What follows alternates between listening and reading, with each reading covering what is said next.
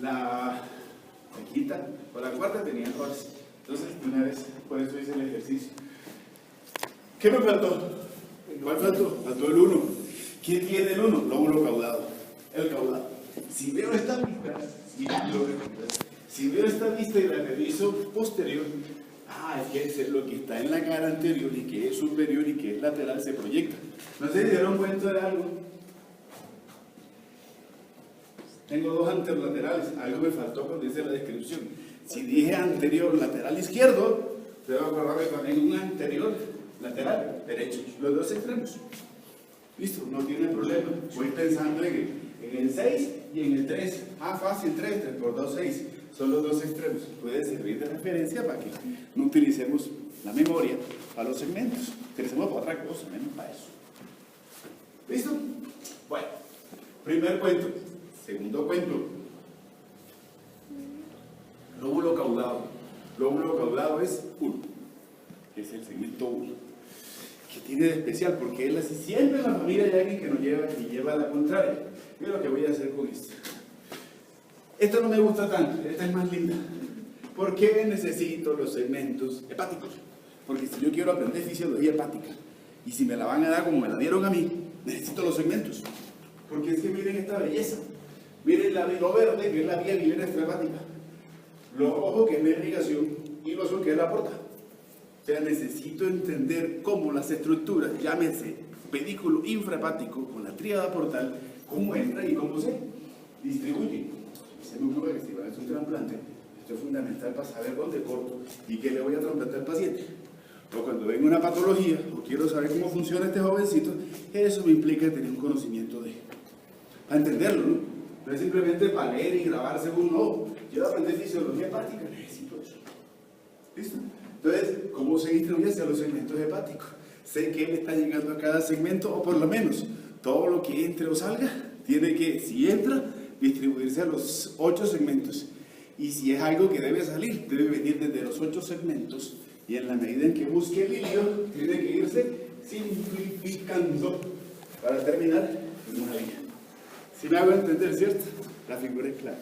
Pero no voy a hablar, bueno, sí voy a hablar de eso. Con base en esa figura, ¿cuál es el lóbulo, segmento? Hablemos de segmento y también del lóbulo más privilegiado a nivel hepático. Y digo privilegiado porque veo que dentro lean la tarjeta me explica bien chévere la segmentación hepática. Porque dentro de esta segmentación estoy viendo, cuando yo hablo de privilegiado, es quién comparte todo, quién tiene derecho e izquierdo, quién se da el lujo de que le llegue irrigación tanto de la hepática derecha como de la hepática izquierda. Tiene el lóbulo caudado. Miren, mi lóbulo caudado tiene ese privilegio de. ¿Sí me van a entender? Listo. Pero voy con algo. Hasta ese punto, lo demás lo manejan en fisio. Esto, arteria hepática derecha, la media y la izquierda. Quiero conocer qué drena cada uno. Les puse la teoría, también les pongo ahí las imágenes y me guía. Si yo pienso en la arteria hepática izquierda, tiene que drenar al lóbulo 2, al 3 y drena al lóbulo 4, la hepática izquierda. Si tengo la arteria hepática media, acuérdense que son 3, esto es pedículo suprahepático. La arteria hepática media tiene que drenarme el 4, tiene que drenarme el 5 y me drena el 8. Y la arteria hepática derecha me drena el 5, el 6, el 7 y el 8 de los segmentos. También para conocer qué hace cada una de ellas. Cuando esto entre en algo o algún avance patológico, sé y espero que va a suceder. ¿Listo? Ya. No quiero hablar más de hígado. Eso es lo que me faltaba. De la segmentación hepática. Ya lo habíamos dicho. La cabeza de medusa. No voy a hablar de funciones, fisiología, pero por si acaso, para que no lleguen allá, el otro se mete ahí sin poder hacer preguntas. Pero eso lo vienen listo. Alguna parte de esto ya la tienen ahí. Cuadradita. Bueno. Y terminamos supramesocólicos. Voy con vaso. Listo. Órgano linfoide. Ya por parte de esto ya sabemos qué me quieren decir con eso, cuál es la linfa, linfoide, línea blanca, también parte de lo que es linfa. Entonces el concepto es entendible. Quiero hacer el ejercicio con este jovencito. El vaso como tal, como órgano, me dice que en promedio tiene 200 o 250 gramos aproximadamente.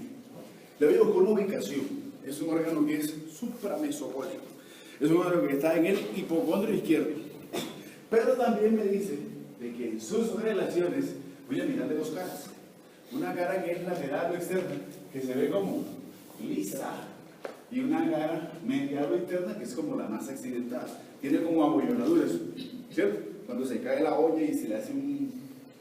¿Sí no lo ha pasado? Sí, le cobran uno a la olla. Entonces, la cara interna o la cara medial es la más accidentada. ¿Listo? Dentro de sus características, porque es que él sufre cambios. El cambio hepático no habla de una hepatomegalia, pero casi siempre las hepatomegalias van con aumento de paso. Entonces hablan de hepatoesplegnomegalias. Por eso no quiero ser tan específico, porque en el transcurso de la vida puede llegar a tener cambios este jovencito. Pero en promedio espero que tenga 12 centímetros. Les voy a mostrar uno, mide como el doble. Me recuerdan y se los muestro. 12 por 8 por 5, sus dimensiones. Pensando en que 12 es la altura, 8 es el ancho y 5 el grosor. En promedio. En promedio. Listo. Voy a utilizar esta figurita para hablar todo esto de una sola vez. Ubicaciones. Su cara lateral o externa, o la ubicación de él, me dice que es laterogástrico. ¿Cierto? Y ese ser laterogástrico lo implica tener relaciones con curvatura mayor del estómago.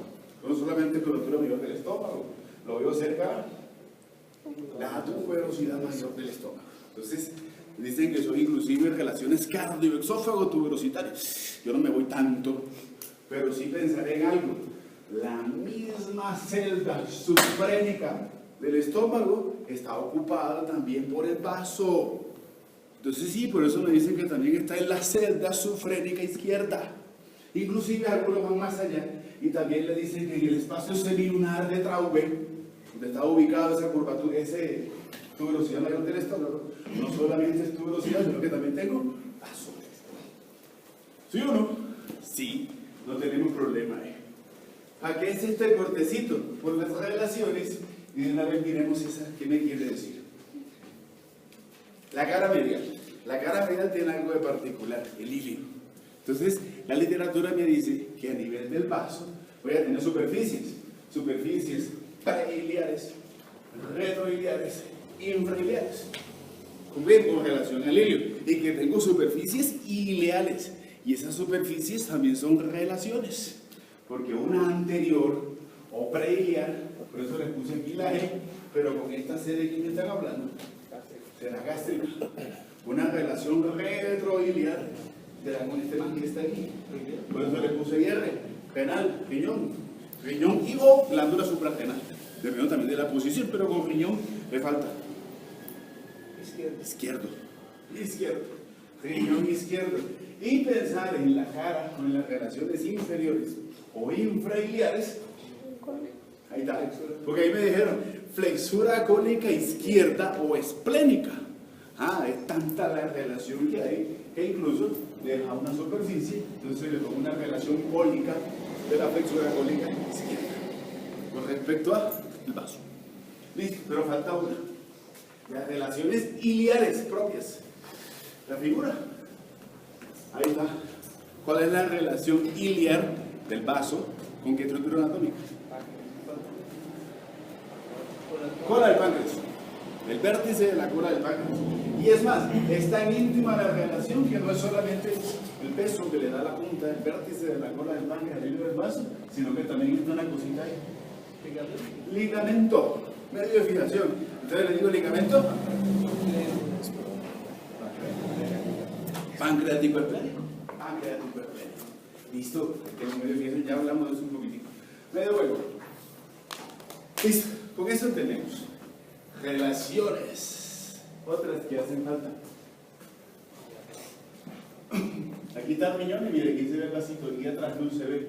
Relaciones con costillas, no puedo obviar estas relaciones que me dicen de la cara externa que son diafragmáticas, que hace que esa cara externa sea lisa, es algo más que simplemente diafragma.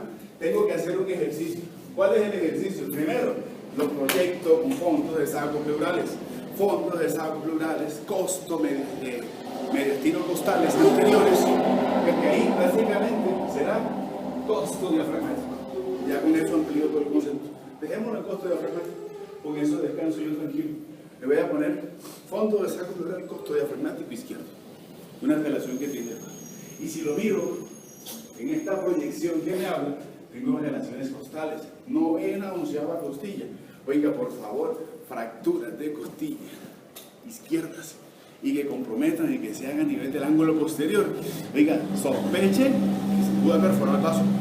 Y sospechenlo porque la fractura de costilla y implicar que perfore un vaso, eso es, huele a muerte.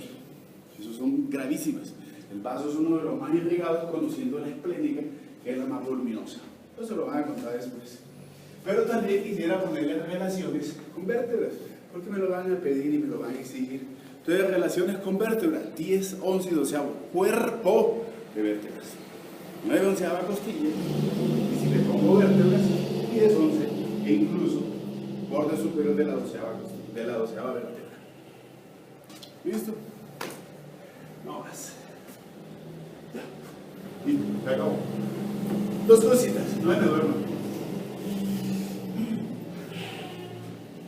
Yo no sé si bioquímica o doctor, ¿cómo les fue con tenis ayer? ¿Sí? ¿Lograron? Ah, bueno. ¿Qué tal el paseo bien?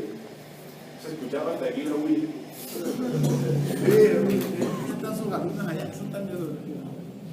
Miren lo que voy a hacer. Esto lo voy a explicar más luego. Pero quiero concentrarme en algo. Y quiero de una vez definir y quiero tener toda la belleza y quiero tener todo el concepto de lo que significa para mí epiplores. Esto lo terminamos ahorita. A mí me dicen algo.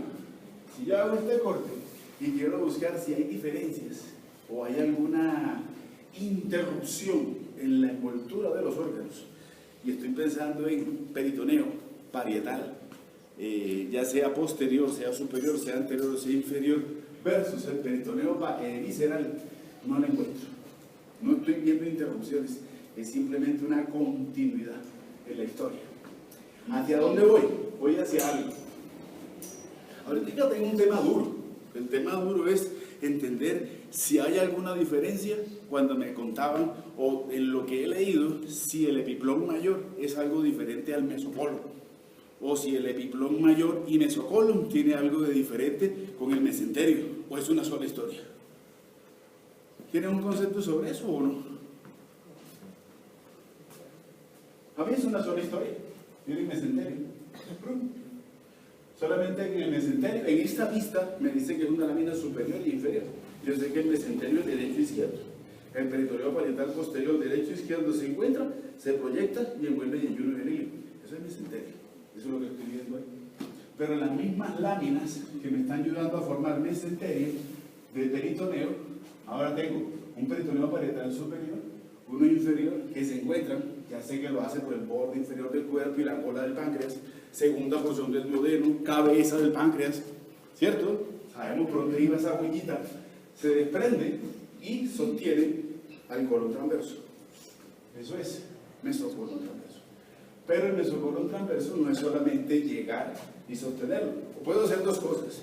Llego y lo sostengo, o llego, lo quiero sostener, pero lo abrazo. ¿Cuál fue? La segunda. Llego, lo sostengo y lo abrazo. Y después de que lo abrazo, lo voy a abrazar, ¿por dónde? Lo abrazo en la parte posterior superior. Y después, en la parte antero inferior, me encuentro yo como mesocolon transverso, después de haber envuelto el colon transverso. Y cuando estoy ahí, simplemente decido, las dos láminas se encuentran y ahora bajan. Después se desdoblan, suben y al subir, ¡pum!, se encuentran con curvatura mayor del estómago. ¿Qué hacen? Sí, porque es que si uno mira esta vaina, si uno mira esto, no entiende peritoneo. La única manera de entender peritoneo, como les dije cuando iniciamos abdomen, es con esta figura. Porque yo quisiera que aquí le hubiera puesto al menos la transparencia del epiplón menor, lo hubiera pintado sobre el estómago. Y quisiera que Moore me hubiera puesto sobre esto una mancha amarilla. ¿Sí me hago entender?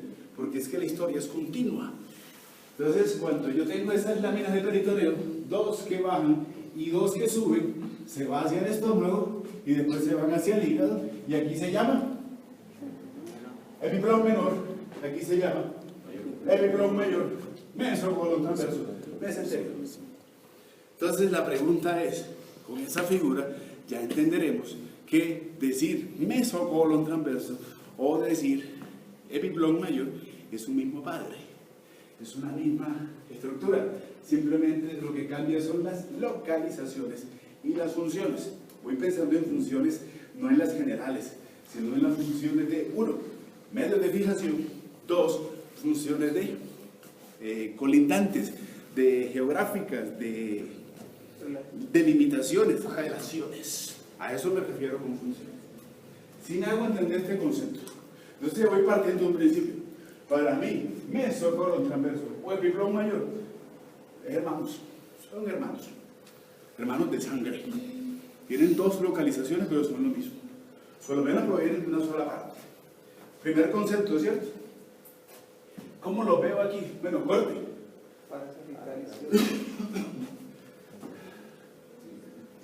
Bueno, veo la mitad de la vejiga. No, yo creo. Bueno, no, ya. Sí, no veo la mitad del pene. Entonces, sí, con corte para sagital izquierdo. ¿Cierto? Lo quieran también cortar. Pero bueno, listo. Voy pensando entonces en algo. Quiero pensar en que esto que me está mostrando esta imagen es lo mismo que voy a observar en esta región. ¿Cierto? Llámese línea media, llámese para sagital izquierdo o llámese para sagital derecho. Esa historia de los dos medios de fijación, llámese mesocolon transverso, epiplón mayor, la mantengo aquí. Aquí simplemente me está mostrando es lo amarillito, que es epiplón mayor, y la sombra blanca que se ve allá en el fundito, eso que está ahí, que debe ser mesocolon transverso. ¿Cómo se ve ahí? Aunque aquí no tengo buena imagen, ¿cómo se ve aquí y cómo se ve acá las dos estructuras? ¿Muy cerca, muy unidas o separadas? Separadas, ¿cierto? Ahora, otra cosa que no me muestra esta figura, ¿será que esta historia es completamente transversal y axial, línea recta, o es una historia que comienza en el abdomen y se va hacia los lados? O sea, lateral y posterior. ¿Cómo será esa historia? Aunque creo que aquí no te lo está mostrando. Comienzo en anterior y estoy desplazando hacia la derecha, hacia la izquierda, pero me dice que tengo un componente que es posterior. ¿Qué implica eso? Pregunta, ¿será que mis dos láminas permanecen separadas? Dos láminas, mesocolon transverso y epiplón mayor, continúan separadas en toda la historia y en su proyección lateral y posterior. Se fusionan. Entonces tengo, cuando yo reviso esto, reviso sus relaciones, que ya lo hicimos, sus orígenes, sus nombres, entiendo lo intrínseco que tienen, voy a pensar en que la imagen me lo dice. Hay una proyección, eso no es solamente el delantal y los pelotones de grasa que están delante de la pared anterolateral del abdomen, eso es más que esto, sino que me está mostrando es que hacia los lados hay proyecciones de epiplón mayor y proyecciones de mesocolon transverso hacia la izquierda y hacia la derecha. ¿Sí o no? Me van siguiendo la idea, ¿cierto? Sudando. Listo. ¿Qué le voy a poner a estas proyecciones izquierdas? Cuando lean, les van a decir esto. Pero eso es sencillo como esto. Le voy a decir eso. Cuando lean eso, porque los libros lo sueltan y no le explican a uno qué es. Eso es eso. Cuando yo escuche, lea, me pregunten, ¿qué significa para mí un ligamento? Es pleno, mesocólico. Voy pensando en que es la expansión izquierda de epiplón mayor y mesocolon transverso, y que esa expansión izquierda implica es que las dos estructuras, cuando se van hacia la izquierda, pensando en que aquí comenzaron separadas, la expansión implica fusión de láminas. Y cuando me voy hacia la izquierda, no me quedo solamente como espleno mesocólico, necesito hacer algo más. De ese ligamento espleno mesocólico como expansión, tiene que nacer uno.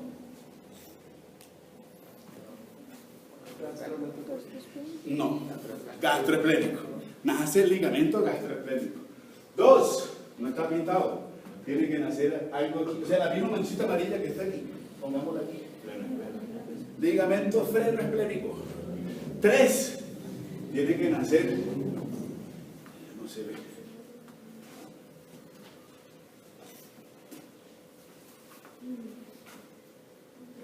ligamento pancreático esplénico. Y 4, tiene que nacer esto, ligamento frenocólico izquierdo de Foves. Y ese ligamento frenocólico izquierdo de Foves tiene doble funcionalidad.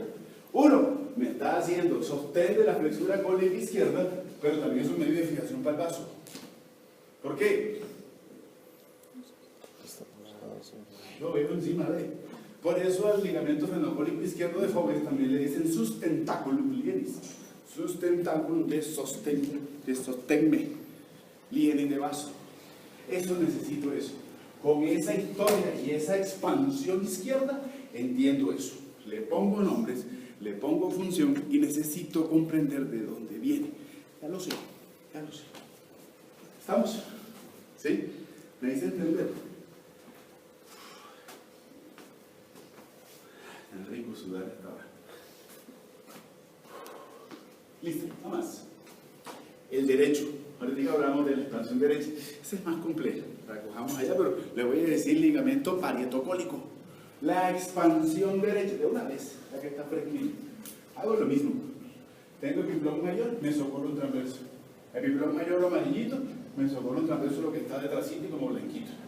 La expansión derecha de mesocolon transverso y epiplón mayor.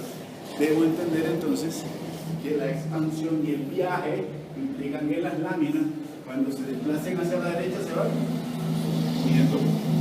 Y de la unión, o las fijaciones, pero de la unión de las láminas se forma un ligamento. Hacia el lado derecho le voy a decir ligamento omentocolo-parietal, o le voy a decir ligamento parietocólico derecho. Parietocólico, omentocolo-parietal. ¿Para qué lo voy a necesitar? Eso es lo que hablaremos mañana, o pasado mañana. Para todo lo que es fijaciones. Y miren, parte de los ligamentos cuando hicimos las expansiones fue para asegurar ya sea el páncreas con el vaso, o sea para asegurar páncreas, páncreas con vaso para asegurar el estómago con vaso, o para asegurar pared anterolateral de la abdomen al vaso. E incluso parte de la historia fue para asegurar la flexura cólica izquierda. La expansión derecha del colon transverso y la expansión derecha del mesocolon transverso y del epiplón mayor van a ser todo el conjunto de estructuras que necesito para formar el sistema suspensorio de la flexura cólica derecha. Entonces lo vamos a revisar la otra semana o en esta semana como las láminas fijadoras de los codos. Así me dice la literatura. Le pone nombre, BUI, B de burro, U y de yuca. Lámina fijadora del codo derecho, lámina fijadora del codo izquierdo. La del codo izquierdo es fácil, eso. La del derecho es más compleja. Pero bueno, ya lo miraremos. Pero por lo menos ya sé de dónde viene, de dónde nace. ¿Listo? Bueno, me voy. Relaciones, ya estuvieron. Ya está listo. ¿Qué no sabemos de eso? Una sola cosa. Ya hemos visto arterias esplénicas. Antes de hoy abordarla, y cuando hablaríamos de ella, ya sabemos cuáles son sus funciones. Pero bueno, pueden nacer de la aorta, pueden nacer de la mesentérica, tiene diferentes nacimientos. La conocimos como la arteria que nace del tronco celíaco que viene de la aorta. Una de las más voluminosas, por no decir que la más voluminosa, de las ramas del tronco celíaco. Entre 18 a 25 centímetros de longitud, creo que se les fue la mano. Pero, si no, miren la diferencia. ¿Por qué pueden estar los errores a veces? Porque a veces, a pesar de que es voluminosa, a veces tiene como unos enrollamientos. Entonces no es lo mismo medirla ahí, medirla en toda su longitud si yo la estiro completamente, pero puede llegar a tener esas longitudes. Y las ramas que hemos visto, todas las ramas que hemos revisado, no las voy a volver a revisar, pero sí me interesa algo, no las pancreáticas, sino ni las pancreáticas ni las pancreático-duodenales, sino me interesa ya, hablando específicamente de las del vaso. ¿Qué espero yo de una esplénica? Como su nombre lo indica, va para vaso, pero ya sé que es más que vaso. Pero cuando llega al vaso, puede hacer tres cosas. Lo que yo espero, lo más común, lo que generalmente hacen, hombre, si tengo un hilio del vaso, deberá seguramente entrar en el hilio. Pero uno puede encontrar a veces que hay ramas que se van por encima o ramas que se van por debajo y que no entran en el hilio. Y eso mismo sucede en riñones. Para cuando lleguemos allá sabemos el tema. Entonces tengo a la esplénica como tal y a las ramas que no utilizan el hilio, pues le voy a decir porque generalmente van por arriba, pero voy a decir polares. Una arteria polar superior y o arterias polares inferiores. ¿Qué más? El resto ya se lo saben. Lo único que no se sabían de ella era esta. Una ramita que no habíamos hablado, pero esta, ramos ganglionales, para lo que es la historia de ganglios celíacos. Los nervios necesitan irrigaciones. El plexo solar necesita irrigación. Y quien le provee la mayor irrigación al plexo se llama esplénica, con sus ramos ganglionales. No problema. Hablar de venoso ya me da pena. Linfático me da pena. Pero bueno, un breve recuento de lo venoso. No está la imagen, debe ser por eso.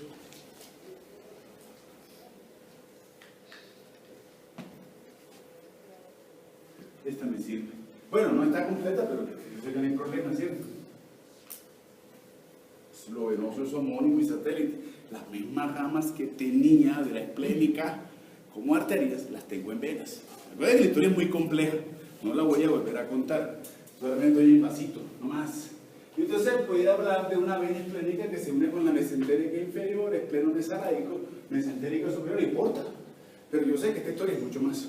Sobre todo cuando pienso en cardioesófago tuberositaria posterior, cuando pienso en ramos cortos, cuando pienso en gastrobiploica izquierda. Pero no puedo volver a hacerlo porque no gastamos todo el día en eso. Pero no pierdan de vista que la esplénica es más que una arteria esplénica que va por el vaso, y la vena es algo más que simplemente unirse con la mesentérica inferior para formar porta. ¿Listo? Eso lo tenemos claro. Linfáticos, tampoco. Acuérdense que la historia del linfático decíamos que se reproducía. Por favor, la historia que comenzamos aquí y que tomamos aquí y que ahora llegamos acá, la conecto. La conecto. Es una historia que no es ajena. La historia pancreática, la historia gástrica, la historia hepática y la historia del vaso en cuanto a ganglios linfáticos. Sí, bonito. El dibujito, flechita, cisterna del kilo. Eso es más que eso, ¿cierto? Y cualquier cosa que suceda en vaso, uno de los ganglios que se va a infartar van a ser supraclaviculares izquierdos o de bicho, será un ganglio centinela. Listo. No más. Ay, sin comentarios. Inervación del vaso.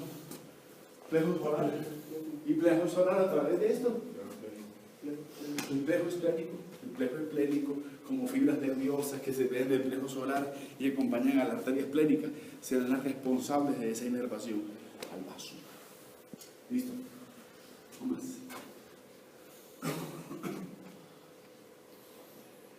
Algo de funciones, eso lo van a ver otro semestre. Y termino con esto. Bueno, ¿para qué me sirven los epiplones? Funciones de mesenterio, funciones de epiplones. ¿Qué leyeron por ahí? ¿Para qué sirve eso? Es que eso lo encuentro. Cuando yo quito la musculatura de la pared anterolateral del abdomen y quiero ingresar a la víscera, voy a encontrar ese delantal. No he sentido la palabra, con pelotones de grasa. Me dicen que es un epiplón mayor, que tiene diferentes, inclusive lo puedo encontrar con diferentes alturas. El epiplón, quisiera siempre verlo así, pero a veces no se ve así, se ve más cortico a veces. ¿Para qué me serviría tener eso que está ahí? No lo leyeron, bueno, pero imagínense, imaginación, entonces. Una protección contra. Lo que yo puedo entender protección sería un golpe, que pudiera ser también como algo que no creo que sea la estructura que tenga la suficiente capacidad que un golpe haga como un fuelle, sea un amortiguador, pero algo sirve. Tampoco creo que la protección sea un cuchillo de esos bien filoso que entre y que el epiplón coja la punta del cuchillo y la empuje hacia afuera. No, ¿cierto que no? Pero contribuye en ese sistema de protección como intermedio entre. Sí, ¿para qué más? Pero creo que la protección también puede ser desde el punto de vista, ¿no? Porque si uno se siente protegido, puede ser que esté en brazos de alguien que le brinde calor. Entonces dice que le mantiene la temperatura visceral, ¿cierto? Actúa ahí como un termostato, en el sentido de la palabra. Ayuda a mantener ese calor de vísceras. ¿Para qué más sirve? Para. Pero él es muy vascularizado, porque habíamos hablado del arco piploico de Haller o arco de Barkov. Pero esa mucha vascularización la implicaría como una propiedad de él. ¿Qué propiedades tendría él por ser tan vascularizado? Y que tiene muchas. Creo que también, si voy pensando en el arco de Barkov, ¿se acuerdan de esa imagen que teníamos de anastomosis? Y voy pensando en que cada una de esas arterias epiploicas van plexos, también va a ser muy inervado. Y también seguramente deberá ser muy lleno de linfáticos. ¿Qué propiedades le da eso? No sé si habrán escuchado de las diálisis abdominales. Esas propiedades, no siempre, aunque generalmente la diálisis, cuando funciona mal el riñón y se acumulan esos elementos dañinos al organismo, pues se puede optar por las diálisis a nivel peritoneal, aunque no son para pacientes crónicos. Si el paciente es crónico, utiliza la vía arterial y lo conecta a una máquina, pero si es de pronto intermedio, puede utilizar las bondades de la irrigación, porque va a haber intercambio de. Entonces puede utilizar, o esa ventaja de irrigación puede servir para las diálisis peritoneales, el intercambio de mayor a menor concentración. Lo van a ver. ¿Para qué va a decir? Si tiene muchos linfáticos, me dice que es el policía del abdomen. Si tiene muchos nervios, me dice también que va a reaccionar y que seguramente las incisiones quirúrgicas o los traumas de los peritoneos serán episodios muy dolorosos, para que le expliquen al paciente. O cuando tenga ese paciente postquirúrgico o postraumático, pues también sepamos que hay que mantenerlo sedadito porque va a ser muy doloroso. Pero, ¿qué hace que yo pueda explicar a este jovencito que les dije que tiene una longitud que yo espero promedio, pero que a veces se acorta? ¿Qué hace que él se acorte? Pienso en procesos cicatrizales. Y los procesos cicatrizales son en la historia abdominal de posibles infecciones que se van a dar. Este jovencito puede tener la capacidad de detectar el proceso infeccioso inflamatorio. Como necesito evitar de que él se disemine, él seguramente lo va a abrazar, lo va a rodear, lo va a tratar como de englobar para evitar aquella diseminación. Y esos procesos van haciendo de que él pueda tener acortamiento. Ese policía como tal lo entiendo de esa manera. ¿Para qué más me sirve? La primera que yo pensé que le iban a pegar. En relaciones. Le voy a poner relaciones. El día que estemos en yeyuno y delirium, porque ya voy para allá, quiero pensar en que relaciones anteriores de yeyuno y delirium siempre van a ser epiplón mayor. Y musculatura de la pared anterolateral del abdomen. Eso va a ser para estos órganos inframesocólicos que vamos a mirar. ¿A qué más me sirve? ¿Claro? No es tanto. Aunque me lo ponen como medio de fijación, creo que son más de relaciones. Porque es que es muy laxo. Pero bueno. Ay. ¿La qué? Ya le pusimos el control de esa diseminación de infecciones, esa parte de policía del abdomen. Oiga, ¿yeyuno y delirium es fijo o es móvil? Ojo con el término de fijo o móvil. Voy a fijar a través con el mantel la mesa y lo puedo hacer así o lo puedo hacer así. Las dos están fijadas, pero esta fijación de aquí le trae inmovilidad. Pero esta fijación de acá, lo tengo unido, pero le da laxitud. Ojo con el término. El yeyuno y el delirium me dicen que tienen un mesenterio que lo une con la pared posterior del abdomen. Pero el yeyuno y el delirium es un órgano que es móvil. Es móvil. Entonces, si este yeyuno y el delirium que está detrás se mueve, yo quiero un epiplón ahí mayor como estructura que se interpone para facilitar el movimiento visceral y evitar de que ese movimiento visceral roce lo menos posible, aunque tendrá que hacerlo con la cara interna de la pared anterolateral del abdomen.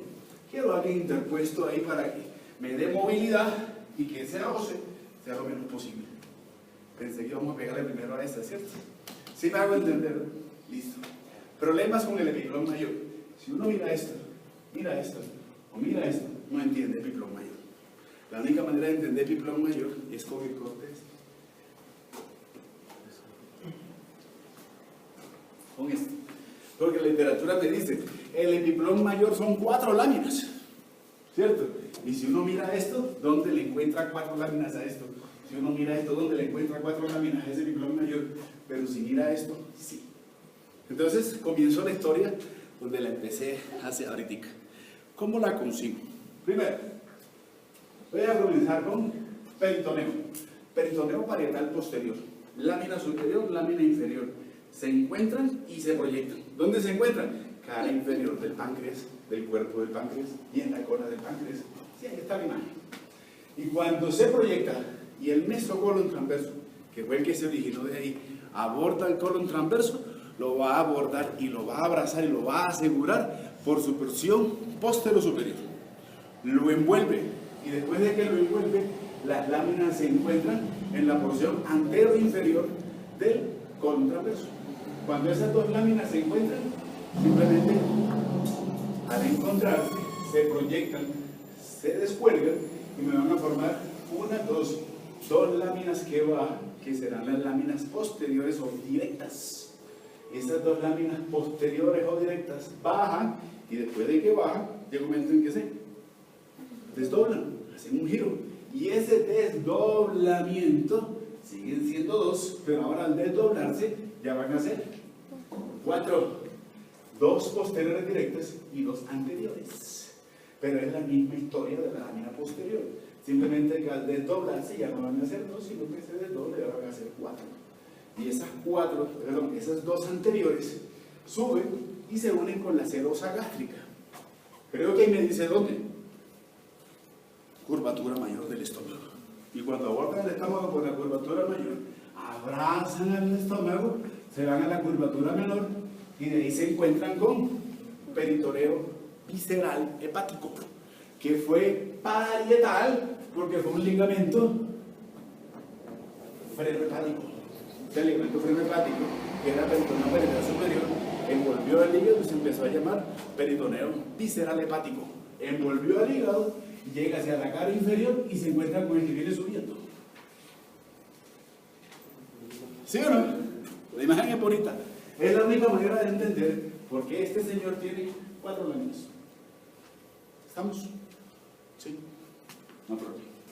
Bueno, voy a hacer más cosas. La literatura me dice que tú tengo que ponerle relación y que tengo que ponerle delimitaciones. Hagamos el ejercicio. Si yo tengo un epiplón mayor y le pongo límites o relaciones superiores, gástricas, curvatura mayor del estómago y cólicas con colon transverso. Sí, exacto. Las superiores van a hacer eso. Es más, cuando lean, le van a decir que se llama así. Cuando leen el término coloepiploico, entonces simplemente dicen, oiga, es el epiplón mayor uniéndose o fijándose al colon transverso.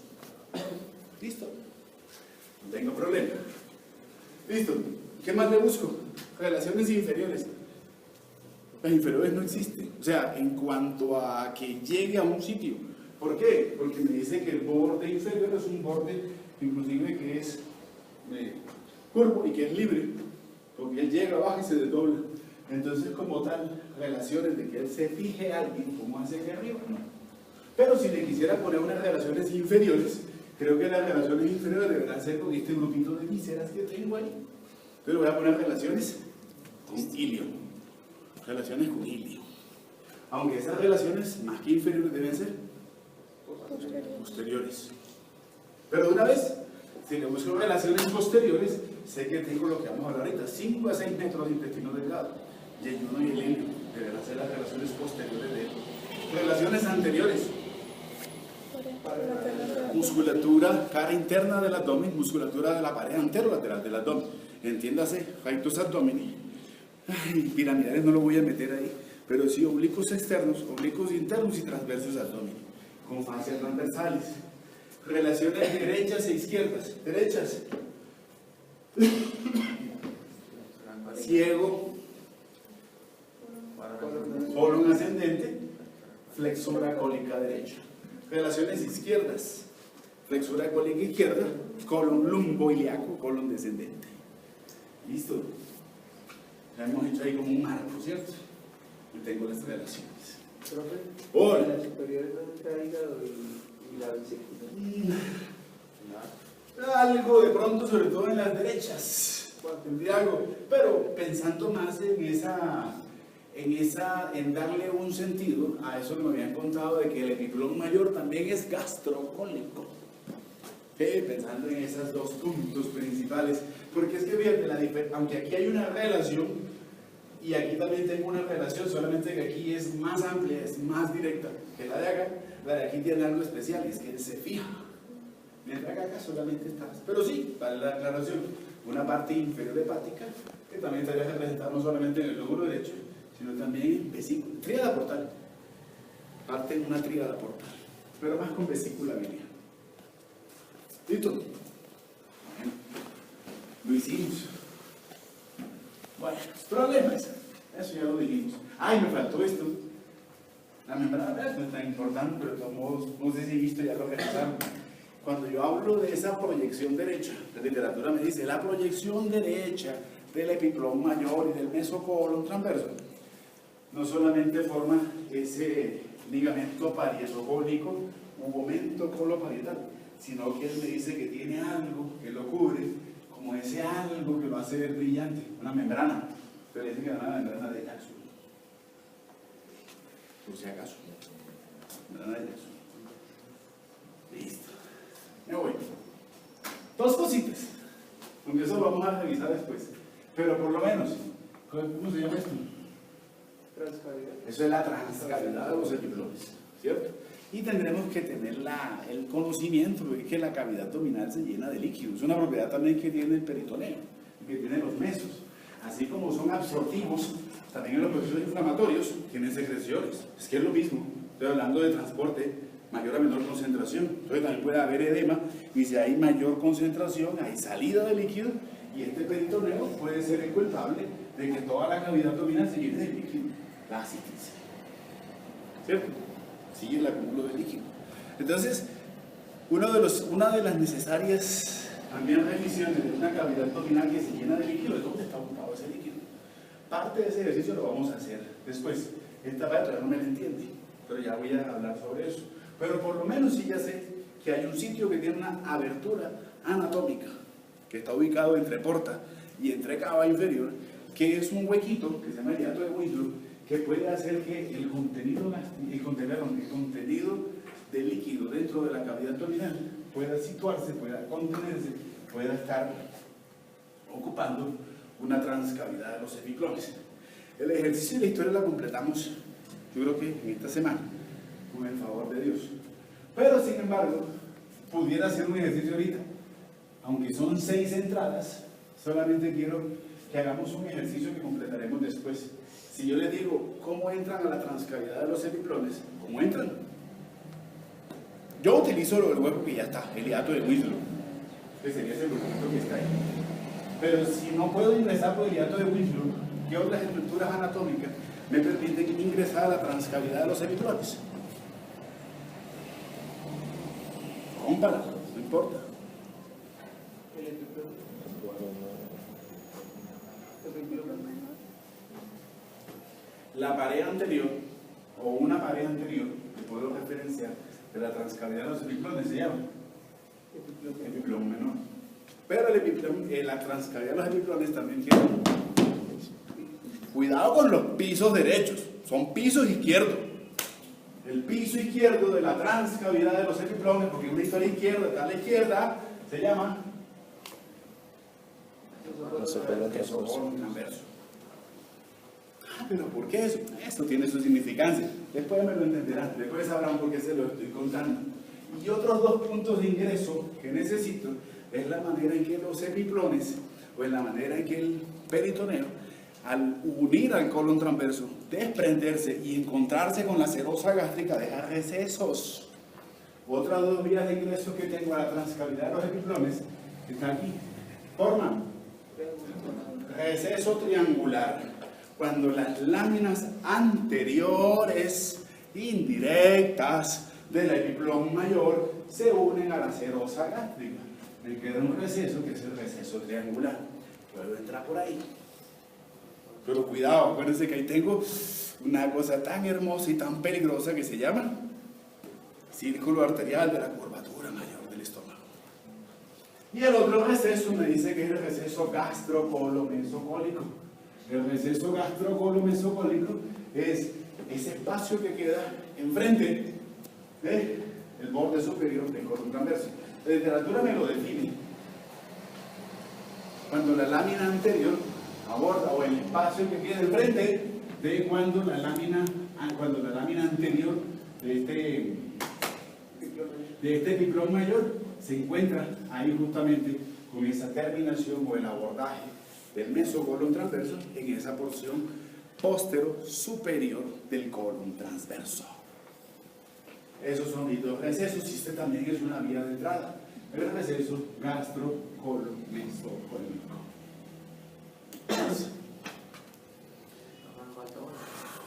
No, tranquilo, que sí que todavía no entiendo la historia. Te estoy contando algunos, tranquilo que falta. Pero hasta que no veamos de lluvia y liga, no tienen los 6 puntos de entrada. Otra semana. Pero ya tenemos eso listo. Ya tenemos eso listo. Listo. Irrigación del epiplón mayor. Tampoco, ya no debería contarla, ¿cierto? No, no tengo la imagen. Logramos epiploicos que nacieron de las dos gastromentales o dos gastroepiploicas, derecha e izquierda, y su unión que le decíamos el arco de Barco. Arco de Barco. Drenaje venoso. Dos rutas, ¿cierto? O me voy por gastroepiploica izquierda, termino en vena esplénica y eso me lleva a porta. La derecha es la compleja. ¿Por qué? Porque todo lo que es drenaje venoso del epiplón mayor y que toma una gastroepiploica izquierda, o cae directamente en vena mesentérica superior, o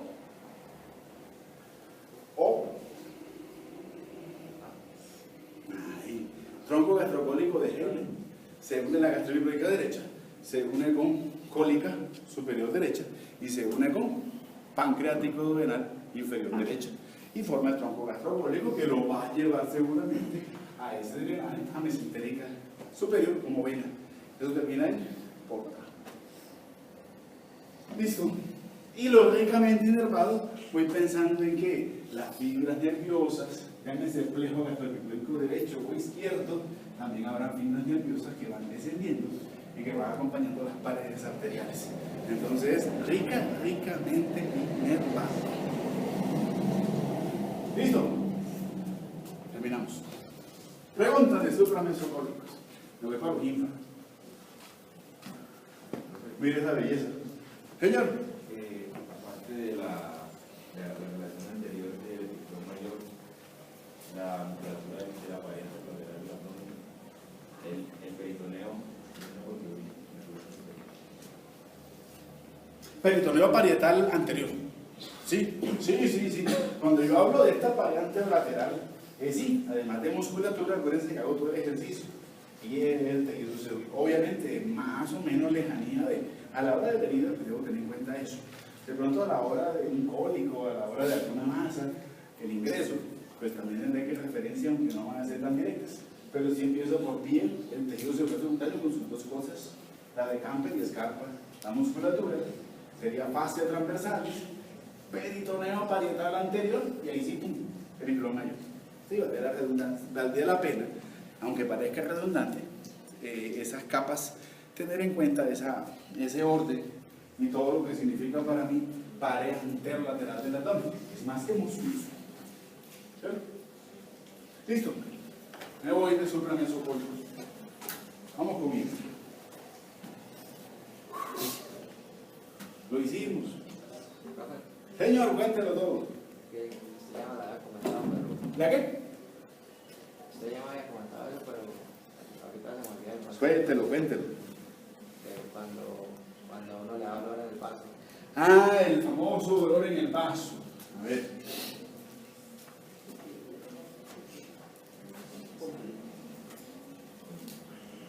Nos pasa mucho a los deportistas de alto rendimiento. No sé, ustedes son muy sedentarios. Nosotros que estamos en ese dinámico. ¿Cuál es el problema con ese vaso? Uno hace ejercicio y ay, ese dolor ahí, irradiado ahí, le dio vaso, el típico vaso. Primero, debo conocer la ubicación que tiene el vaso. Y es que él está contra el músculo diafragma. Es pared lateral laterogástrica y tiene unas relaciones con diafragma. Y si diafragma es músculo inspiratorio, aquello espero o aspiro que cuando yo esté haciendo inspiración, este joven se está contrayendo. Primero. Segundo que debo referenciar con esto del vaso, el ilio. El ilio del vaso, su cara medial está contra la curvatura mayor del estómago y contra la tuberosidad, aunque es más curvatura mayor del estómago. Eso implicaría que los cambios que sucedan a nivel del estómago seguramente traerán una injerencia con el vaso. ¿Sí o no? ¿Qué es lo peor o cuál es el factor desencadenante para que uno le dé eso que le llaman vaso? ¿Qué le dicen a uno? Si va a hacer ejercicio, no tome agua antes. Si va a hacer ejercicio, no respire por la boca. Bueno, las dos cosas. Porque es que si yo tomo agua y lleno el estómago de agua, pues simplemente la expansión estomacal por el agua hará también que cuando él se expande, va a irse contra la cara medial del vaso. Eso no tendría problema, excepto porque el esfuerzo físico también implica una contractilidad del músculo diafragma. O sea que tendría un diafragma que se está contrayendo y que empuja el vaso hacia medial y una curvatura mayor del estómago, que si no tome agua pero respiro por la boca, se llena de aire, va a hacer compresión del vaso. Y no pienso tanto en la compresión que sucede en la cara externa, estoy pensando en la compresión de la cara medial. El vaso simplemente es una compresión que hay del paquete vasculo nervioso, llámese arteria o vena esplénica. Por eso es que da dolor, por esa falta de irrigación y drenaje venoso que sucede ahí. Pero básicamente es eso. Solución: para que no le dé vaso, métase una piedra en la boca. Pues cualquiera. Pero puede ser una piedra, puede ser cualquier cosa. Si no la han dicho, una vez me contaron eso.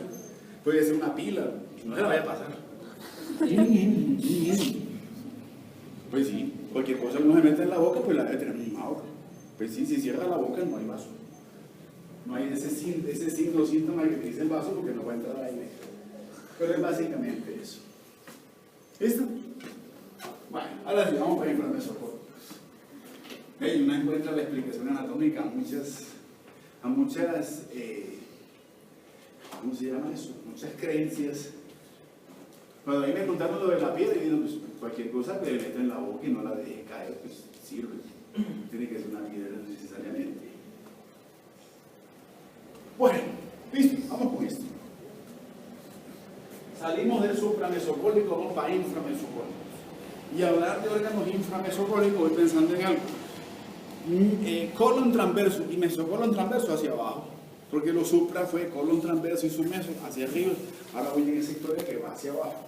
Y pensar en eso implicaría básicamente hablar de ese jovencito que está ahí. Lo que ocupa ese piso inframesocólico que se llama yeyuno y el ilio. Intestino delgado. La historia del intestino delgado la comenzamos aquí, en el duodeno, pero ya la sacamos por lo que habíamos dicho y dimos razones para pensar por qué la sacamos. Ahora, si continuamos con la historia del intestino delgado, 5 a 6 metros con diferentes diámetros, en eso hay mucha variabilidad, pero en promedio, en el origen, encontraré diámetros de 3 a 2.5 centímetros y hacia su terminación, diámetro de 2 hasta 1.5. O sea que esta historia comienza infundibuliforme. En esos 5 a 6 metros voy perdiendo diámetros. Pero sí puedo decir que el yeyuno y el ilio tendrán un comienzo y una terminación.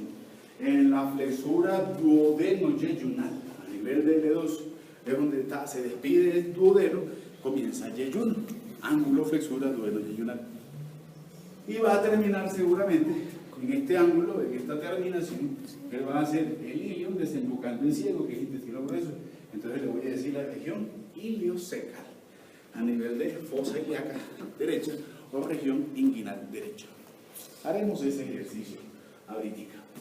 Por lo pronto le doy cualidades a este señor. Ya decíamos esto. Es un órgano que a través del mesenterio está fijado contra la pared posterior del abdomen. es un órgano que, a pesar de estar fijado por mesentero, es un órgano que es móvil, tiene movilidad. Y esa movilidad, lo hablábamos ahorita, implica también una imagen hermosa de este jovencito. Y es que para que 5 o 6 metros puedan caber en ese piso inframesocólico, la única alternativa que tengo es acomodarlo. Y para acomodarlo necesito hacerle bucles, asas, sinuosidades. Por eso me hablan de esas sinuosidades o múltiples sinuosidades que él tiene para lograr acomodarlo ahí. Y una de las cosas hermosas es que yo como mesenterio puedo hacer dos cosas: o lo fijo a él y me importa qué forma tiene, o lo fijo, me importa la forma que él tiene y le sigo el juego de las sinuosidades. Netter me dice que está haciendo el mesenterio. ¿Qué hace el mesenterio? Lo segundo, el mesenterio también tiene sinuosidades, sigue el juego, sigue la forma de cada asa, porque son dos maneras diferentes de abrazar. ¿Sí o no? ¿Estamos? Sí. Hablemos de eso un poquito. Bueno, histología, no voy a detener ahí, pero sí necesito revisar las capas. Y las capas no van a ser las mismas. Yo les dije, lo mismo del exófago lo tendremos en toda la vía digestiva, excepto en el estómago. Y aquí se mantiene. Es más, esto se reproduce en duodeno, se reproduce también en intestino grueso. Casi lo mismo. ¿Qué voy a tener? La masa externa, que va a ser la serosa, peritoneo visceral, cuando el mesenterio envuelve. Y eso, el mesenterio no solamente llega a la víscera y no solamente sigue las sinuosidades, sino que también lo envuelve. Envuelve ese jovencito. Entonces tengo peritoneo parietal visceral con ese mesenterio que deja de ser peritoneo parietal para convertirse en visceral, la serosa. Pervínea muscular longitudinal externa, circular interna. Submucosa, mucosa. Eso lo vieron en el microscopio ya. Bueno, sí, yo por ahí escuché unas glándulas de Leverkusen, de Bruder, allá en el duodeno, ¿cierto? Ah, bueno, aquí también tuvieron que hablar de las vellosidades intestinales, de las proyecciones hacia la cara interna, de la luz del yeyuno, que me hablaban de unas válvulas conviventes. Y como es así levantadito y así como jugosito, me decían que eran los repliegues circulares de Kerkling. Yo nunca lo he visto, ¿cierto? Lo voy a pasar ahí. Y algo característico de lo linfático se mueve por las placas de Peyer, nivel de intestino. Eso también yo nunca había visto. Entonces, ¿de qué viene? Contar la distribución de los nervios. Porque los nervios abordan, y eso es algo que no vimos en duodeno, pero que lo vamos a hacer ahorita, lo abordan de cierta manera.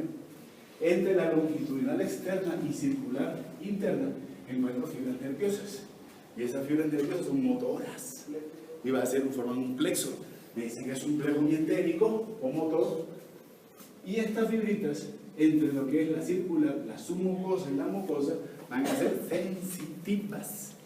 Lo sensitivo no es para saber si está calientico lo que me tomé, no, acuérdense, lo sensitivo es para reaccionar ante dilataciones, producción de gases. Nuestros plejos mientéricos, motor de Auerbach, o este que es el de Meissner sensitivo, el de Meissner sensitivo es por dilatación. En los procesos patológicos infecciosos se producen gases, y ese gas dentro de la víscera que hace la dilatación, a eso yo quiero que reaccione, y a eso viene el cólico.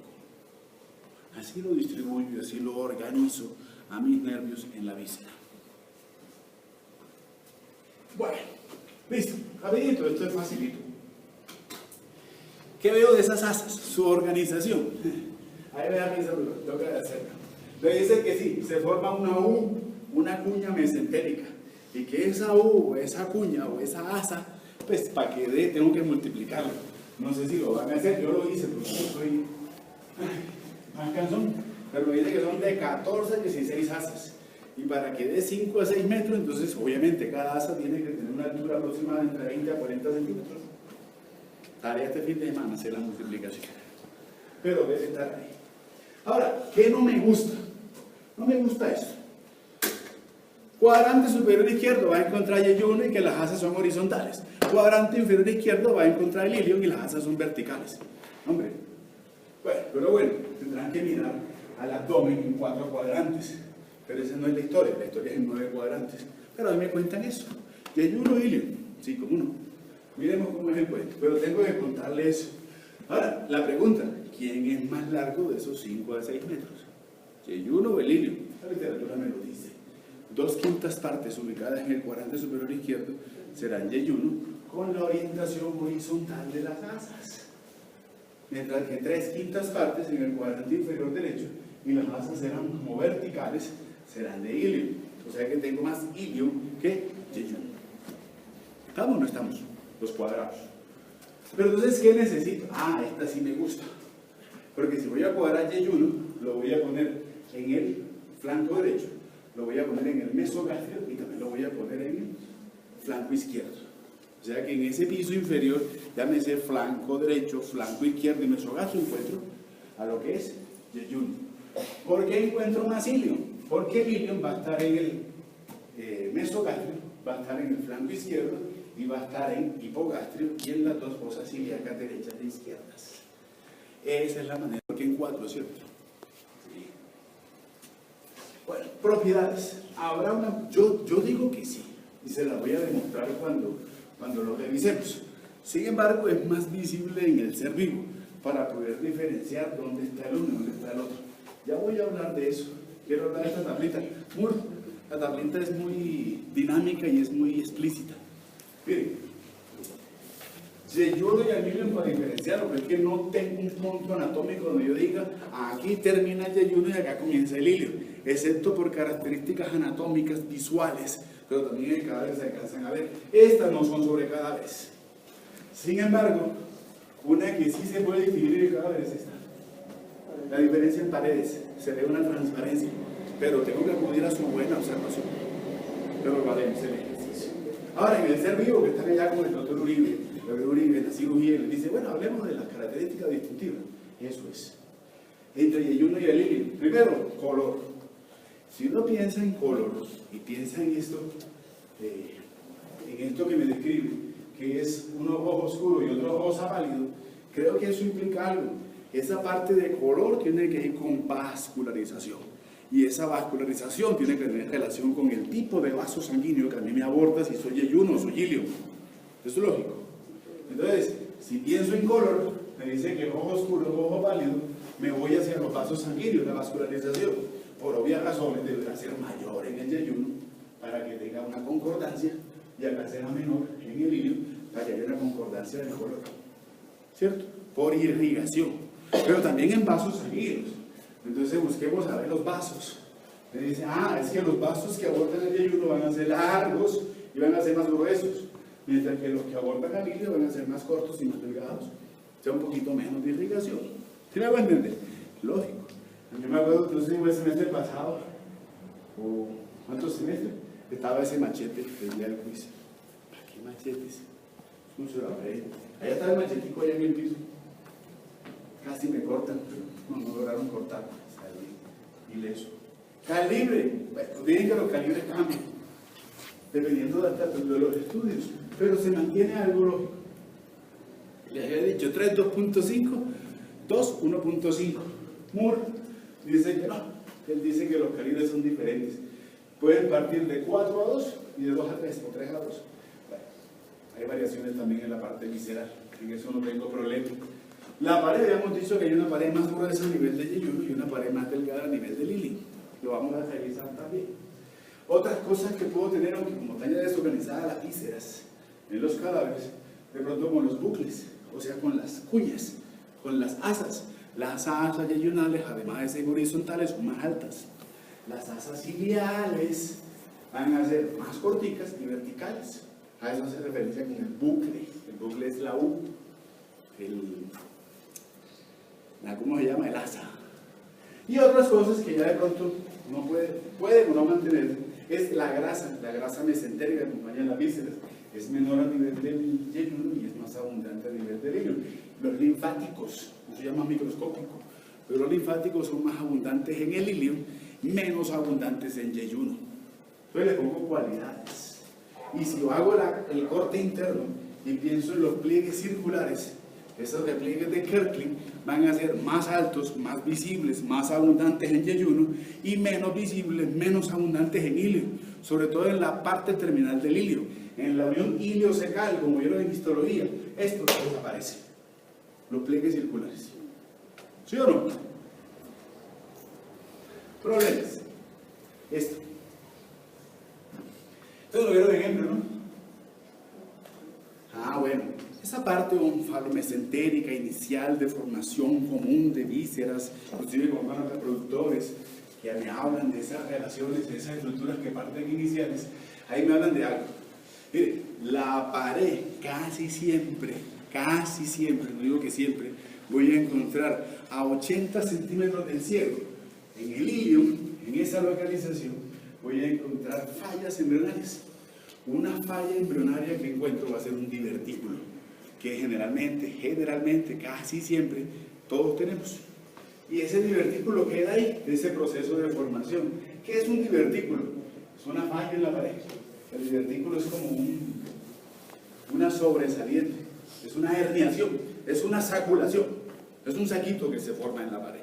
Ahora, estos divertículos pueden ser de origen embrionario, como está ahí, o pueden ser creados o formados es una víscera que se está contrayendo, es una pared muscular. ¿Se acuerdan que el esófago, por las constricciones, tiene una ampolla bifrénica?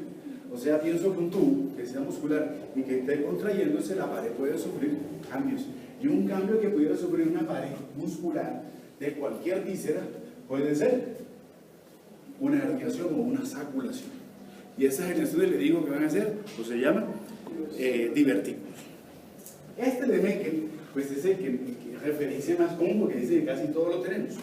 ¿Cuál es el problema con los divertículos? No se les olvide que por aquí va un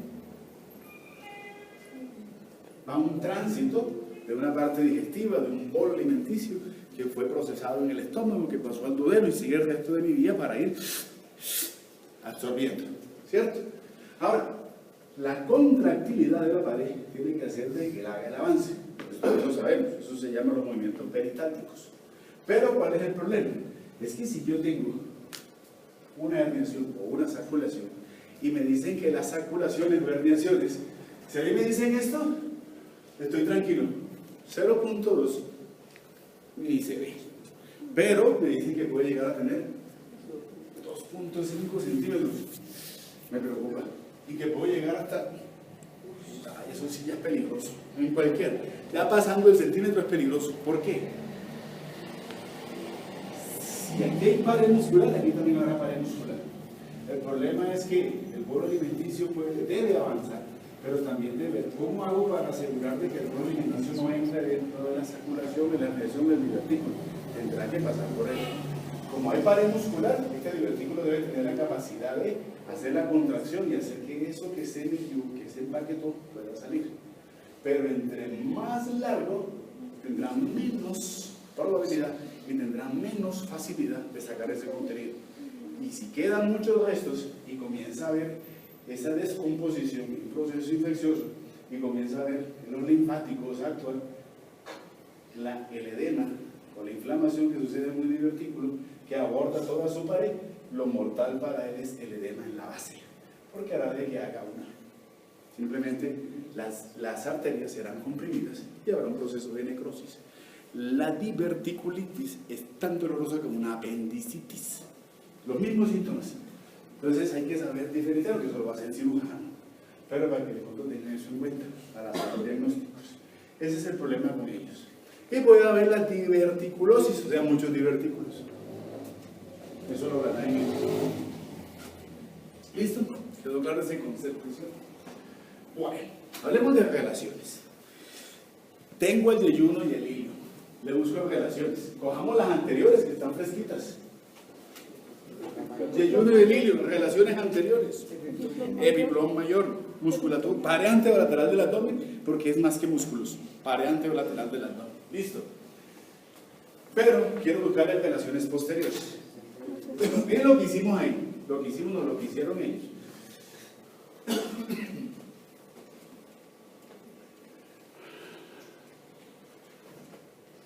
Listo.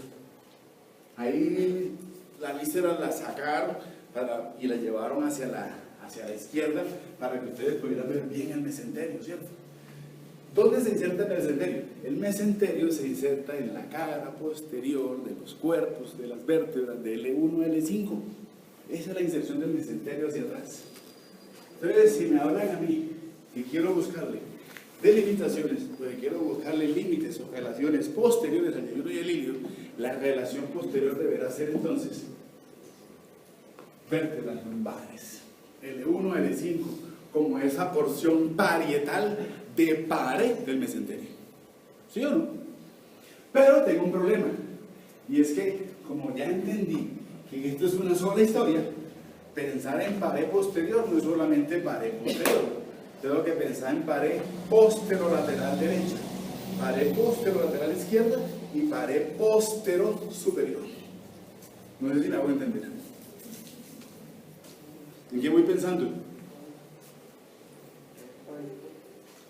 Pregunta, me toca. Así parezca bobo, hay que preguntar. ¿Esta historia es plana? ¿Es convexa o es cóncava? Cóncava. Cóncava, ya conozco ya hemos visto esa pared, y eso no hemos entrado todavía de 100 formas, pero ya la conocemos. Esa es una historia cóncava. Entonces voy pensando en esas relaciones que son posteriores, pero a su vez serán laterales derechas, serán laterales izquierdas, serán inclusive laterales inferiores y serán posteriores y superiores. Pero de una vez hagamos el ejercicio. Relación posterior, mesenterio. Relación posterior, vértebras lumbares, cuerpos de L1, L2, L3, L4 y L5. Relaciones derechas van a ser mesocolon derecho, van a ser ciego con apéndice, van a ser colon ascendente y flexura cólica derecha. Relaciones posteriores, pero que serán laterales, izquierdas, no solamente es mesocolon izquierdo, sino que también tengo flexura cólica izquierda, colon descendente, colon ilíaco, colon ilíaco. Relaciones superiores van a ser posteriores y superiores. Posteriores por mesocolon transverso y superiores por colon transverso. Relaciones inferiores, debo tomar también esto, jovencito.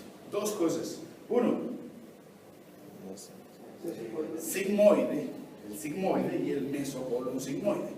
Pero las verdaderas relaciones inferiores de ese yeyuno y el ilio, y voy pensando más en el ilio, varían si es hombre o mujer. Ya lo sé, me lo contaron al inicio del abdomen.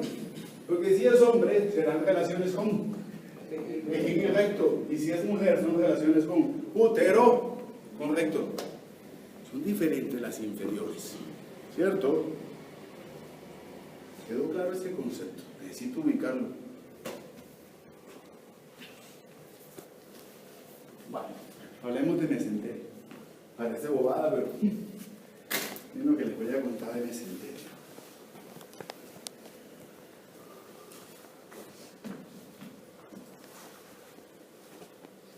¿Qué es eso?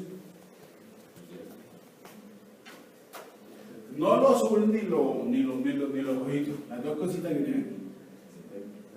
Esas son las huellas del mesenterio, ¿cierto? Entonces, ¿quién es? Llegó y cortó el mesenterio. Ahí lo que me está mostrando es dos láminas de peritoneo parietal posterior, que arriba era una superior y una inferior y formaron un mesocolon transverso con fascia de tol. Y ahora hacia la derecha y hacia la izquierda se reúnen y me forman mesenterio. Listo, vamos por aquí. ¿Cuál es el problema con este mesenterio? Me dice que tengo que buscarle caras, bordes y que tengo que buscarle extremos. Hagamos el ejercicio, es para conocerlo. ¿Por qué? Oiga, es que el mesenterio es dinámico y cambia. Un problema que tiene estos hemiplones y que tienen estas partes de fijaciones es que ellas pueden sufrir procesos de fibrosis. Y creo que lo bondadoso y lo, para mí como arteria, porque creo que la arteria, ¿qué me dice esta figura? ¿Qué pasa si yo quiero buscar las arterias, hacer la disección de la irrigación del yeyuno y el ilio? ¿Dónde tengo que concentrarme? ¿Qué tengo que retirar? Mesenterio. O sea, aquí hay una porción intramesentérica de las arterias, o las arterias que abordan el yeyuno y el ilio que están dentro del mesenterio. Para mí como mesenterio, por eso tiene una laxitud, sería muy chévere para mí como arteria que alguien me abrace y me lleve y me proteja. Pero cuando yo pierdo laxitud y cuando hay alguna brida, hay una fibrosis, esa sentirme chévere abrazado por ahí se puede convertir para mí en obliteración. No sé si soy suficientemente claro. Por eso necesito este ejercicio para entender alguna base patológica que pueda haber a nivel de que cuando cambie mi medio de fijación puede traer patologías en mi paciente. Y eso, pensando en lo arterial, otra patología es la brida o la fibrosis que se dé, le reste movilidad a la víscera. Y algunas veces hay que hacer ese proceso de debridación. La parte quirúrgica es llegar y darle, soltar a esa brida desde la víscera.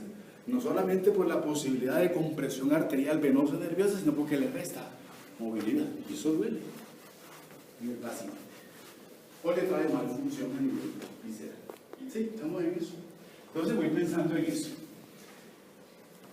Mesenterio. Cuando pienso en la pared posterior. La pared posterior, por eso me dicen que tiene un borde que es parietal. El borde parietal, la pared posterior de ese mesenterio, ya contra el L1 y L5, tiene tres partes. Una porción superior, una porción media y una porción inferior. Me dicen que eso tiene más o menos 15 centímetros de largo, 18 milímetros de ancho. Esa huella que está ahí. Me dice también que tiene esa forma infundibuliforme. Que tengo la porción superior de esta parte o de este borde parietal o posterior, que va desde la flexura duodeno-yeyunal hasta la tercera porción del duodeno. Primera porción o porción superior. Estoy hablando de mesenterio, de la porción parietal. Segunda porción, la porción intermedia. Dicen que es casi vertical. Aunque yo le veo como cierta angulación. Si uno la mira aquí, la ve como casi vertical. Si uno la mira acá o la mira aquí, se alcanza a ver como oblicua. La porción intermedia es la porción que está centrada en cara anterior de aorta y cara anterior de vena cava inferior. Y la tercera porción del mesenterio, que es esta que está aquí, y es esta que veo acá, y esta que veo aquí, como huellita, me dice que está centrada en vasos ilíacos primitivos derechos. Entonces ya sé que se afecta en mi mesenterio. Si el problema es del mesenterio por bridas superiores, medias o inferiores, asumo que puede ser por esas relaciones. ¿Listo? Porción superior, porción media y porción inferior. Superior, desde flexura duodeno-yeyunal hasta la tercera porción del duodeno. La porción media, aorta cóncava. Y porción inferior, vasos ilíacos primitivos derechos. Arterias y venas, aunque es más arterial que venosa.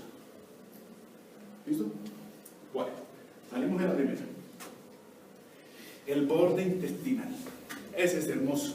Lo que les decía, yo en esta figura no me es explícito saber qué tan dinámico es el mesenterio. Por lo menos aquí lo único que me muestra es que sigue las sinuosidades.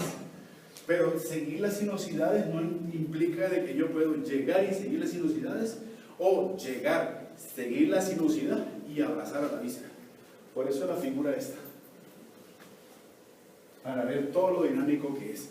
El mesenterio no solamente llega al yeyuno y al ilio, no solamente sigue la forma del yeyuno y el ilio, sino que lo abraza. Eso, necesito de ese borde intestinal y entender la llegada de ese jovencito a la víscera. ¿Sí o no? ¿Listo? Esto es hermoso. Problemas con las caras. Pero solucionemos eso. Dos cosas, se ve mejor en el lado derecho que en el lado izquierdo. ¿Cómo es este ciego y este colon ascendente? La imagen me dice. Uno, no es vertical completamente.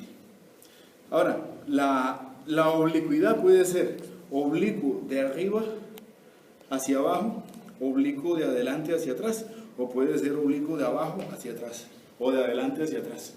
¿Cómo es la oblicuidad de la víscera? Va a ser una direccionalidad que va. Esto la historia va subiendo, no la cojo de arriba hacia abajo, luego la de abajo hacia arriba, ¿cierto? Porque va subiendo. Va de abajo hacia arriba y va de anterior hacia posterior. O sea que inicio en fosa ilíaca derecha, como ciego, y en mi ascenso voy tomando estrangulación. Me voy contra la pared posterior del abdomen derecha. Eso es inclinación. ¿Se entiende esa figura, cierto? Voy contra la pared posterior. Pero, si voy mucho más allá, y a mí me están hablando de un mesenterio, y me hablan de un yeyuno y un ilium que se relacionan con la parte del intestino grueso, y me hablan de unas caras derechas o izquierdas, hablar de yeyuno y el ilium, hablar de mesenterio, y hablar de esas relaciones derechas, que también son izquierdas, implica entender una transición que hay entre ellos dos. esa transición entre ciego, colon ascendente, yeyuno y el ilium del lado derecho se llama celda lateromesentérica derecha. Que el lado izquierdo no se ve tan bien, pero también está. Aquí se alcanza a ver algo. La transición, aquí ya la víscera está como mucho más anterior, pero no creo que sea problema, ya con la madurez que tenemos, entender que entre yeyuno y el ilium y el lado izquierdo en esa historia, entre lo que es flexura cólica izquierda, colon lumbo ilíaco y yeyuno y el ilium, también voy a encontrar un espacio como aquí, también lo voy a encontrar acá. Entonces hablaré de una celda lateromesentérica izquierda. Ahora, ¿para qué sirve eso? ¿Qué referencia tendrá que haber sobre eso? Entre el intestino grueso y la pared anterolateral del abdomen también tengo espacios, pero ahí se llaman espacios parietocólicos. ¿Para qué los espacios y para qué las celdas? Si tengo ascitis, sitio seguro para hacer una punción y para extraer líquido de la cavidad abdominal. Borde superior de la sínfisis del pubis, pero tenga en cuenta algo: vejiga vacía. No lo haga con vejiga llena, porque perfoda la vejiga. Ahora, si yo necesito que la colección de líquido del abdomen se vaya hacia abajo, debo entender que sí, pues sí, cualquiera sabe eso. Ponga al paciente en una posición ideal. ¿A qué lo deja completamente horizontal? Lo preparo y lo pongo en una posición semisentado. Pero esto lo sabe cualquiera. Lo que no sabe cualquiera es que, oye, hay una disposición anatómica y son esas celdas lateromesentéricas que hará que esas secreciones que puedan suceder en epiplones, que puedan suceder en mesenterio o a nivel de la víscera, tengo unos sitios anatómicos, tengo unos toboganes que hacen de que esas, por donde puedan descender. Para eso son esos espacios. ¿Sí me hago entender el concepto, cierto? Listo. Entonces, hablar de caras, derechas e izquierdas, es el mismo ejercicio que hicimos ahorita. Y para eso tengo esta figura que está aquí. No solamente voy a pensar en las celdas lateromesentéricas, sino que, hombre, si esto que está aquí y esto que está aquí es esa huella de mesenterio, y le busco caras que sean derechas, pues debería entonces encontrarme con quién. Mesocolon derecho, ciego, apéndice, colon ascendente, flexura cólica derecha. Y si estoy en el lado izquierdo, y este es el límite, la pared izquierda de este mesenterio, y le busco una cara con que ellas se relacionen, deberá ser mesocolon izquierdo, flexura cólica izquierda, colon lumboiliaco. Cuando lo veo, aunque parece cansón, de esa manera se entiende esta hermosura de la pared abdominal y del inframesocólico. Estamos. Listo. Y lo último son los extremos. Entonces tengo los bordes, tengo las caras y ahora los extremos. El extremo no tiene problema, donde iniciamos. El extremo superior, flexura, duelo diagonal. Extremo inferior, región ilioceca, como la terminación del ilio en el cielo. Listo. Bueno, ahora sí, entremos en materia.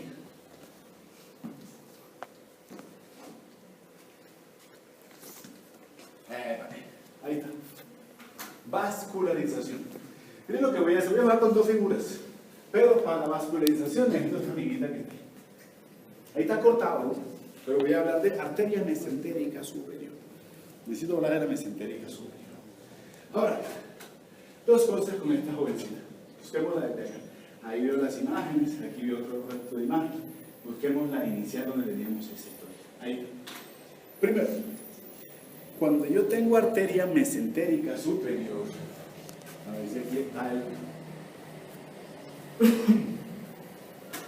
Quiero darle primero cualidades. Ya sé dónde nace. Me dice que nace a nivel de L1 o L2. Nace la mesentérica superior. También la habíamos conocido o la habíamos dicho como una arteria que tiene una ubicación que va a ser retropancreática. Ya conocemos sus ramas, la mayor cantidad, bueno, no la mayor cantidad, algunas ramas de ellas. Pero la mesentérica como arteria, oiga, infundibuliforme, comienza amplia arriba y se va volviendo estrecha abajo. Incluso con dos calibres de la literatura, que va entre 10 milímetros, 11, algunos le ponen hasta 12 milímetros en su origen, y que hacia su parte terminal la ponen entre 2, 1.5 hasta 2, 2.5. Puede estar, no tiene más calibre. Puede tener menos, casi nunca más. Esos son los dos calibres que ella tiene fluctuantes en su manejo. Esto le voy. Me dice de que ella tiene dos porciones que debo realizar. Una porción que es intramesentérica, que va a ser móvil, y una porción fija. Ahora, por la imagen que me puso Néstor, esa porción fija será retropancreática. Cuando lean mesentérica, además de hablarle de los calibres, le dirán que es una arteria que tiene en promedio de 20 a 25 centímetros de longitud, le van a decir que tiene una porción fija, y que la porción fija va a tener características. Uno, retropancreática, pero también me dice que es prepancreática. Bueno, decida si es pre o es retro. ¿Qué me trata de decir con eso? En su origen es retropancreática. Pero si este es el borde inferior del páncreas, ella no está así, sino que yo me acuerdo que ella tendrá que tener esta dirección. ¿Por qué tiene esa dirección? Porque tiene un tubito acá abajo que se llama el tercera porción del duodeno. Eso hace de que el duodeno la proyecte hacia anterior. Por eso encuentro una porción retropancreática y una porción prepancreática. Prepancreática delante del páncreas, no en la cara anterior del páncreas, sino en el borde inferior del páncreas, cuando viene aquí y se vuelve hacia el pecho. ¿Sí? Y su parte inferior o intramesentérica, que es su porción móvil. ¿Listo? Mañana seguimos.